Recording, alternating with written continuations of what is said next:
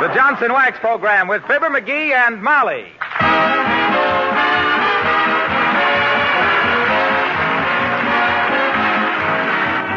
The makers of Johnson's Wax and Johnson's Self-Polishing Glow Coat present Fibber McGee and Molly, written by Don Quinn, with music by the King's Men and Billy Mills Orchestra.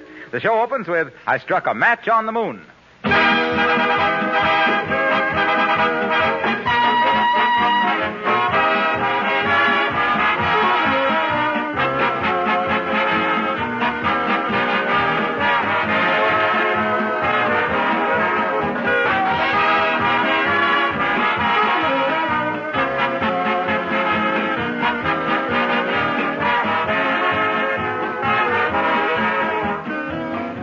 Well, imagine it being April the 1st. Man, it's an awful temptation for all of us to play April Fool tricks on our friends. But you know, there's one thing I just couldn't fool you about. Johnson's Self-Polishing Glow Coat gives such honest, commendable service to so many of you women in saving you work and saving your floors from wear that it's practically foolproof. I suppose in a year's time, Glow Coat saves you as many hours of work as anything you ever used in your home. That's because Glow Coat, the modern floor polish, doesn't need any rubbing or buffing. You simply apply and let dry. And in 20 minutes, Glow Coat has protected your linoleum floors with a gleaming, long-lasting polish that is a delight to the eye. And there's no fooling about that protection either, because Glow Coat really makes your linoleum last much longer and keeps its colors fresh and bright. At the same time, it saves you work. If you're not using Johnson's Self-Polishing Glow Coats on your floors, try some this week.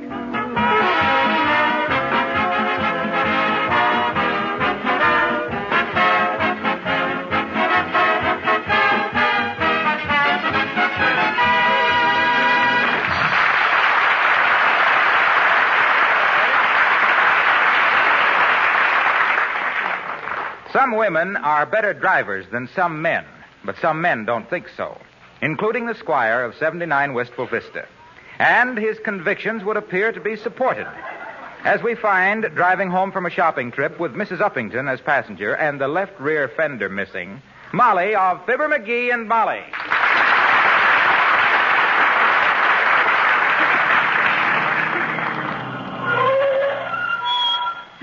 Well, here we are, Abigail. Home again, safe and sound. Won't you come in and have a slug of hot tea? No, thank you, my dear. I must run down to the beauty parlor and have my hair touched up a bit. Oh, nonsense. I was just noticing this morning as we started out that you didn't have a gray hair in your head. That was this morning. Now, Abigail, you don't mean my driving made you nervous. Heavenly days, you talk just like McGee. Oh, really? Yes, he's absolutely forbidden me to take the car out alone unless he was with me. But I guess this will show him I can drive. It was fun, wasn't it? Oh, a delightful experience, my dear. All those people honking and swearing at us. Oh, so exciting. Well, thank you for the lift, Mrs. McGee. No, not at all, Abigail. I was very glad to... Why, what's the matter? Mrs. McGee, may I ask a rather personal question? Why, certainly. Go right ahead. How many fenders did you have in this car when we started out?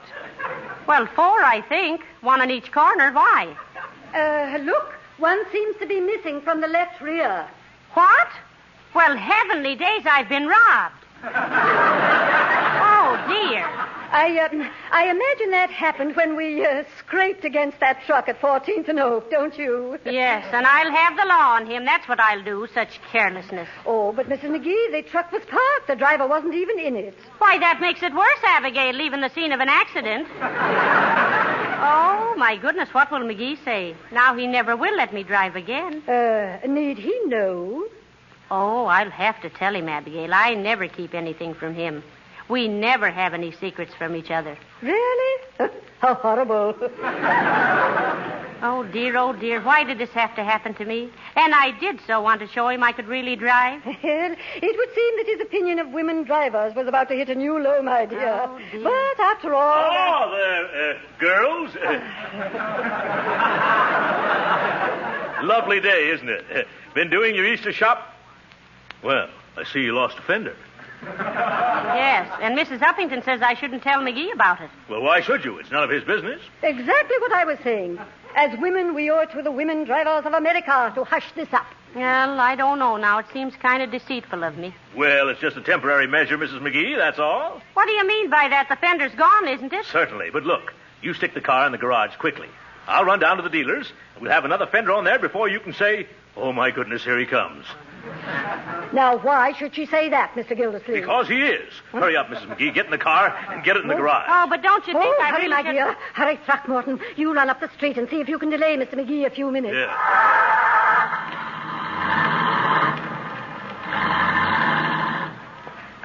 Oh, I had a little dog and his name was Moke. He didn't have a cent, but he never was broke. Oh, there, McGee. How's everything with you? Nice day, isn't it?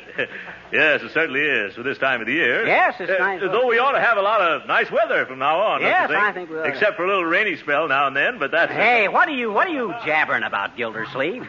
Skipping along the street, jabbering about the spring weather? Hey, didn't I see Uppy and Molly out in front of our house? Who?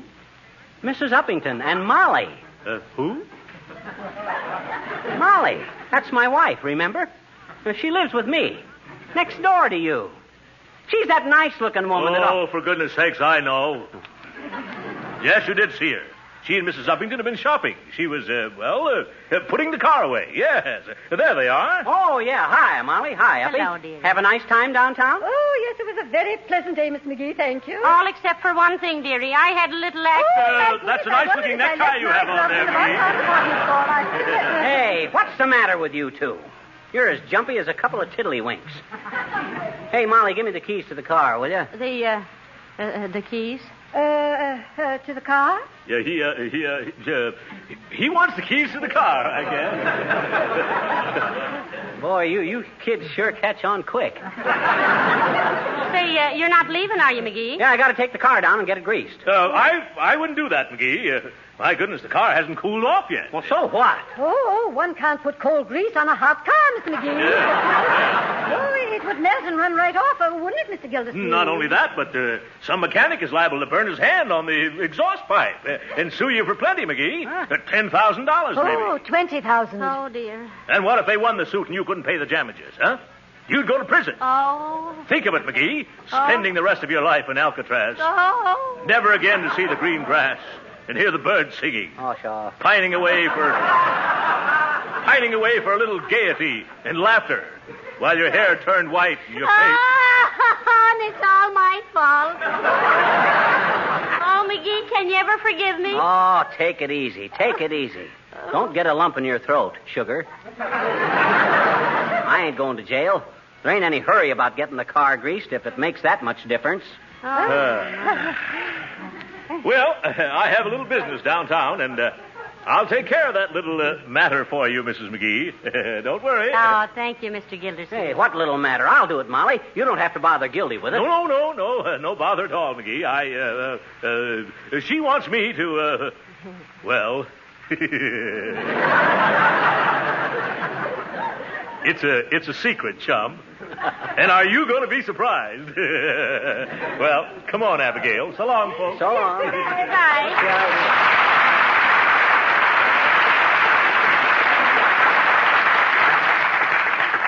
McGee, dearie, I think I better tell you what this is all about. You see what happened? Oh, please, Molly, don't tell me. I want to be surprised. But I really should tell you, McGee. I wanted to all along, but Mr. Gildersleeve and Mrs. Uppington... And they were right. Shucks, a surprise is a surprise. But, McGee... I won't listen. I'll change the subject.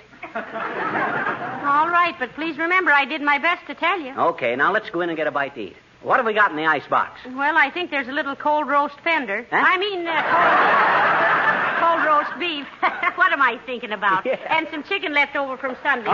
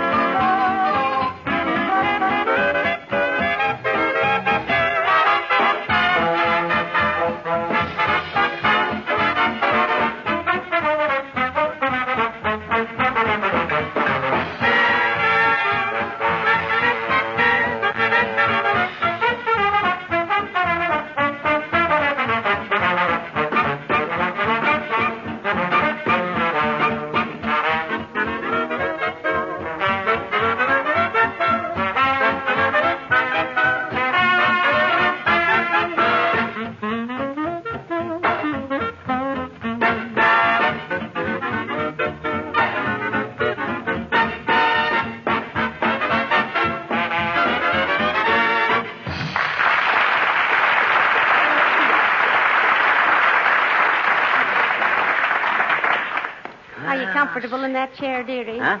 Oh, yeah, sure. Shucks, I always sit in this chair. You know that. Let me get your slippers for you. Oh, no, thanks. I'm okay. I'm just... Hey, what are you doing? I'm filling your pipe for you, darling. Okay, but the tobacco don't go through the stem. It goes in the bowl part. Oh, aren't I the clumsy one, though? There you are, McGee. And here's a match. Boy, am I getting the service. If I didn't know better, I'd say you had something on your conscience. Now, look, McGee. About the car. Oh, say, I forgot to tell you. Guess who I seen downtown yesterday? Who? Remember old Dangle Punkley that we used to go to school with? Not Dangle Punkley. Yeah, he was forward on the basketball team, remember? Yeah, he was pretty forward on sleigh rides, too. What's he doing now? I don't know. He gave me his business card, and I... Uh-oh. I left it in the glove compartment of the car. Oh. I'll run right out. No. No, please, McGee, don't do that. Huh? Why not? Just take me a minute. No, I don't want you running around like that. You're a busy man, and you need your rest. You can show me the card some other time. That's okay. I'm going out to the garage anyway. What for? Well, that right front tire's carrying too much air. I kicked it this morning and almost busted my toe. Did you have your bedroom slippers on? Yeah, I guess I did at that. I better check up anyway. I'll only be gone a minute. No, now, McGee, please, don't go out and leave me here in this house all alone. What you mean, leave you alone? You're here alone half the time. Say, what are you... Hello there, folks. Hey, Fibber, come on out to the garage with me for a minute, will you? Sure, I'll be glad to. Now, wait a minute, boys. Wait a minute, please. Now, what do you want to go out the garage for? Oh, I want to show Fibber how Johnson's car new will make his car look like new again with only... heavenly days. He knows all about car new. We use it all the time. Sit down and tell me all about Johnson's wax for floors and furniture. Hey, what is this? You've been hearing about Johnson's wax for floors and furniture for 6 years, the 15th of this month, Molly. I know it, and I never get tired of it. Mr. Wilcox tells about it so interestingly. Gee, do you think so, Molly? Honest? Oh, I certainly do. Sit down, Mr. Wilcox. All right. That's it.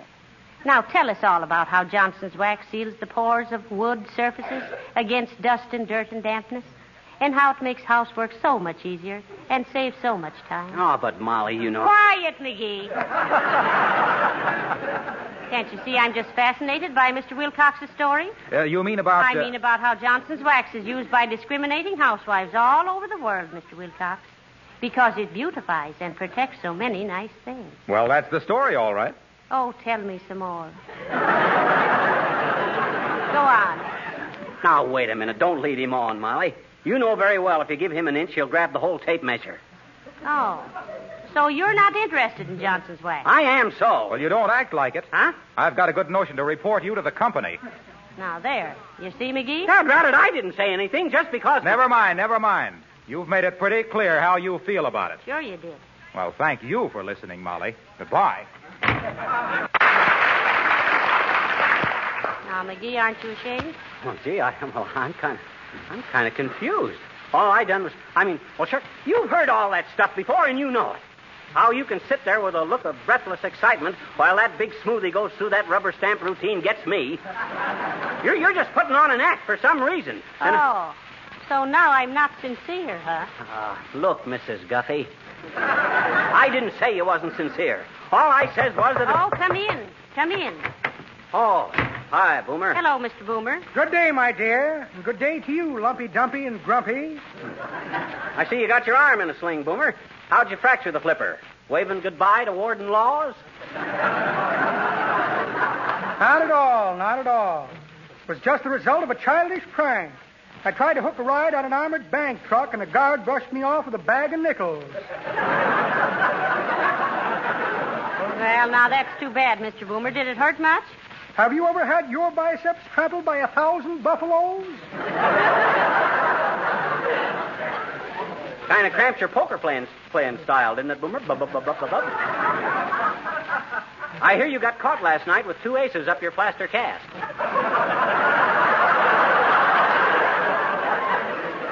That's an outrageous falsehood. It wasn't last night, it was Sunday night. So what are you doing for the arm, Mr. Boomer? I'm suing the bank that owned the car, that carried the guard, that threw the nickels, that broke my hold, my arm, and a dozen eggs I was taking to a sick actor who hadn't had an audience in 3 years. Well, I don't like to be unsympathetic, Boomer, but now that we've all had a good cry about your limping lunch hook, maybe you'll explain just why you dropped in here. Oh, yes. Glad you mentioned it, Del Sar. Just wanted to serve a couple of subpoenas on you. Subpoenas? What for? I want you to serve as a character witness in a case that's coming up against me. Seems the district attorney claims they found my fingerprints on a safe after a jewel robbery. Oh. Nonsense, of course. Had my gloves on all the time. Well, give us the papers, Boomer, and shove off. Well, I can't reach them with a wounded wing, Limberlip. Would you mind going through my pockets for me? You'll find them there someplace. Why, certainly. Look in his pockets, dearie. Okay, now let me see. Subpoena. Where'd you put them subpoenas? I'm here a moment ago. Here's something. Is this it? No, that's a postcard from Sheila the shoplifter.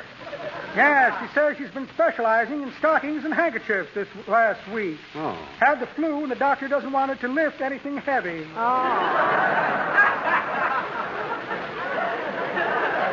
Here's a small bottle of perfumed hair oil. Oh, that's for my nephew, Guernsey Boomer. Mm-hmm. It's the only way I can get some sense into his head. Say, what's this heavy leather thing? Hey, that's a blackjack. It certainly is. I ordered some chewing gum by mail, and a careless shipping clerk sent me that instead. Put the blackjack back, Jack.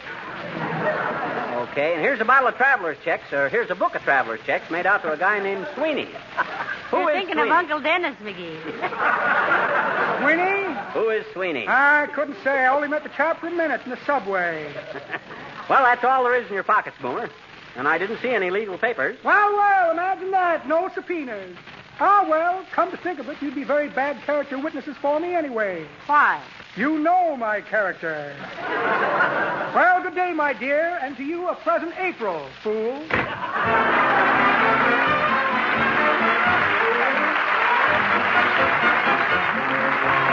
The King's Men sing Abdul Abulbul Amir. The sons of the prophet are hardy and bold and quite unaccustomed to fear. But of all the most reckless of life or of limb was Abdullah Bulbul Amir. When they wanted a man to encourage the van or bring up the troops from the rear, or storm a dugout, they would straightway send out for Abdullah Bulbul Amir. There's heroes aplenty and well known to fame in the ranks that are led by the Tsar. But the bravest, most fearless of name or of fame was Ivan Kovitsky Skivar. He could imitate Irving, play lotto or pool, and play on the Spanish guitar. In fact, quite the cream of the Muscovite team was Ivan Kovitsky Skivar. One morning this Russian, he shouldered his gun, put on a belligerent sneer. Then going to town, he just happened to run into Abdul Bulbul Amir. Young man, said Abdul, is your life then so dull that you're anxious to end it right here? For infidel, no, you have trod on the toe of Abdul Bulbul Amir. Said Ivan, my friend, your remarks in the end will only prove futile, I fear. For I mean to imply that you're going to die, Mr. Abdullah Bulbul Amir. They fought all that night by the moon's yellow light. The battle was heard from afar. Great multitudes came, so great was the fame of Abdul and Ivan Skivar. And here in a tomb by the Danube so clear, beneath the light of the bright evening star, there lies the brave Abdullah Bulbul Amir at rest beside Ivan Skivar. Somewhere you may bet they are still fighting yet, Abdul and Ivan Skivar.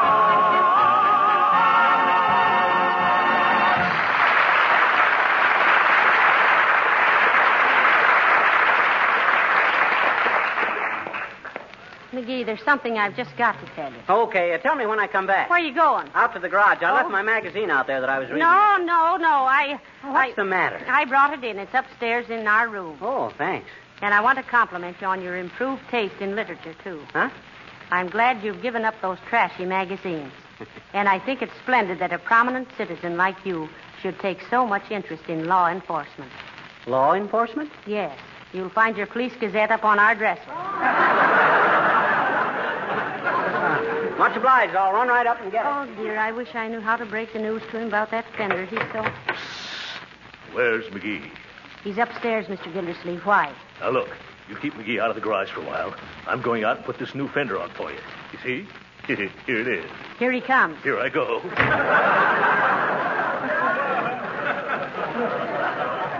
Hey, Molly, did I hear you talking to somebody down here? I thought I heard the voices. Well, maybe the house is haunted. Yeah, could be. Ever since Uncle Dennis moved in on us, you can even smell spirits around here. Never saw such a good... Come in. Hi, Mr. McGee. Oh, hi, sis. Well, what you staring at me for? I guess my papa was wrong, I guess. He said you didn't stand up straight. Oh, he did he? Well, you can go right home and tell your old man to go plumb... McGee. Huh?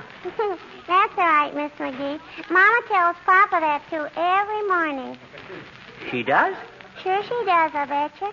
She hands him his hat and kisses him goodbye and says, all right, now you can go plumb. Oh, hold it, sis. Then what does your father do? He goes to somebody's house and plums.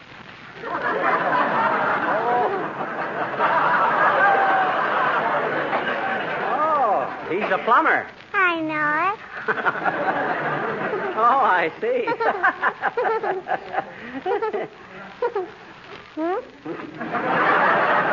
For a minute there, you had me going, sis.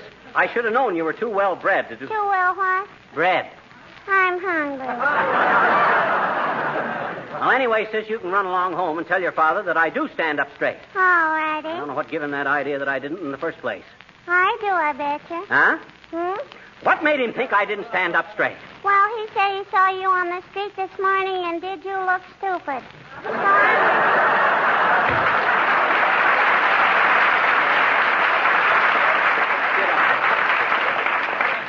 Why, that little freshie. I'll teach her a thing or three. Oh, what are you going to do? I'm going to call up her old man. That's what I'm going to do. Give me that phone.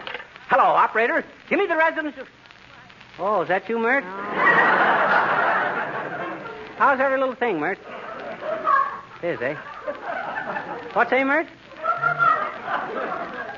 The stork came to your house this morning. The stork? Oh, how wonderful. Boy or girl, dearie? They don't know, but they got it tied up, and if it lays an egg, it's a girl.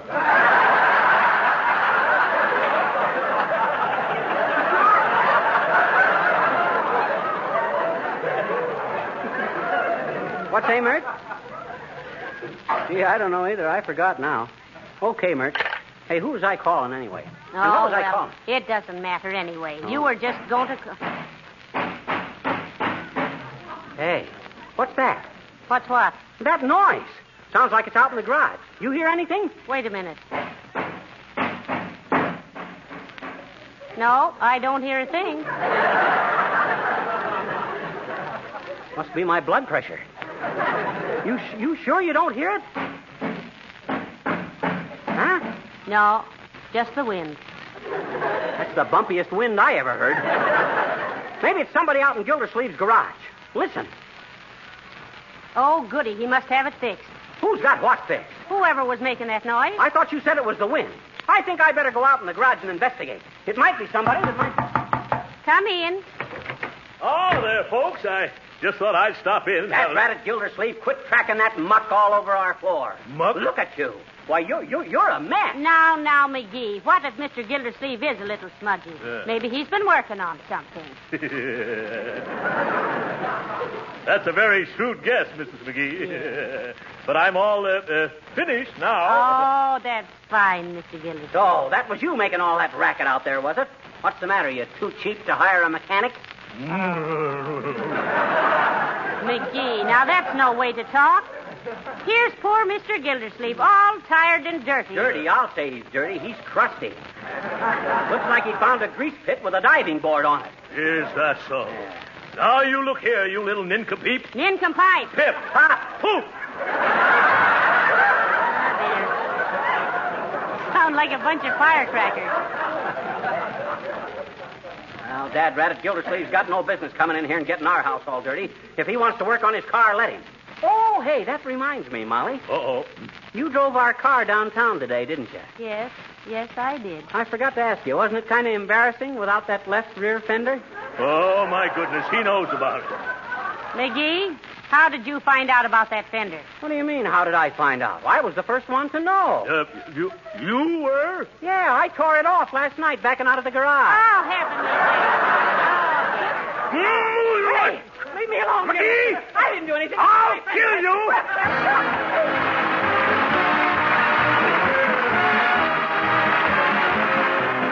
Fibber and Molly will be back in just a moment. Well, we've been talking about spring these last few weeks, but it's really here now, and time to freshen up that kitchen of yours. You know, it's a lot more fun working around a cheerful kitchen than one that's a little drab and dull. And it's wonderful how much cheer and new life you can add with new curtains, fresh oilcloth, and gay-colored enamels, without spending much money either. Of course, the quickest, most inexpensive way to make a big difference is to treat your linoleum floors to a bright, sparkling Glow Coat polish. Glow Coat brings out the colors of the linoleum, keeps them as bright and fresh as new. It protects the linoleum surface against wear, makes it last much longer. And it does all this with practically no work because Glow Coat is self-polishing, needs no rubbing or buffing. Now, if you're still scrubbing linoleum floors or using less satisfactory polishes, may I suggest that just once you try Johnson's self-polishing Glow Coat. So you thought all the time that you'd knock that fender off, did you, Molly? I sure did. And I'm still ashamed of myself for trying to deceive you about it, dearie. Oh, forget it. I don't tell you everything, too, either. For instance, I never did tell you about... About what? Never mind. Now we're even. Good night. Good night, all.